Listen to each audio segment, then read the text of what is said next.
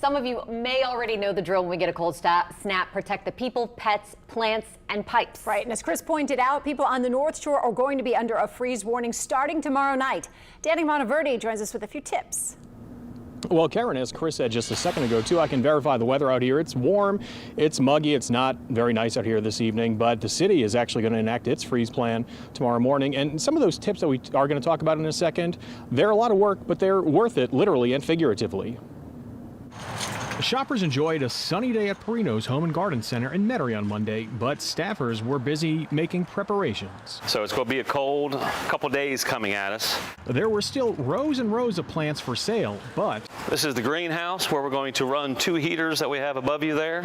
Many plants were being moved inside, and there was room for plenty more. This will be all full of all that color that we had out on the yard. And if you want your yard to stay bright and green after this upcoming cold snap, Tucker Bantam with Perino's has some general advice. If it's in a pot, just go ahead and bring it in the garage or inside for the night.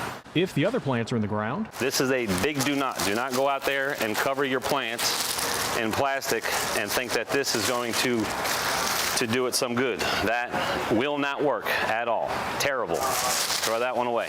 Instead, use a blanket like this one to cover the entire plant and make sure it touches the ground. You can either pin it or tuck it under some mulch or put a brick on top, some kind of way to keep the wind from blowing it away.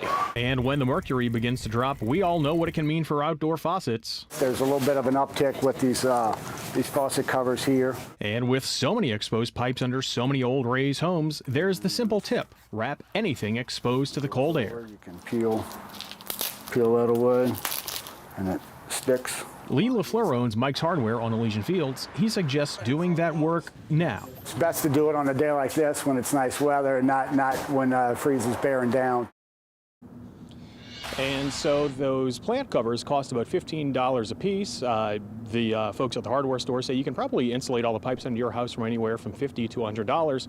And if you've ever dealt with those burst pipes in a freeze, that's definitely worth that money. Back to you guys in the studio. All right, Danny, thank you.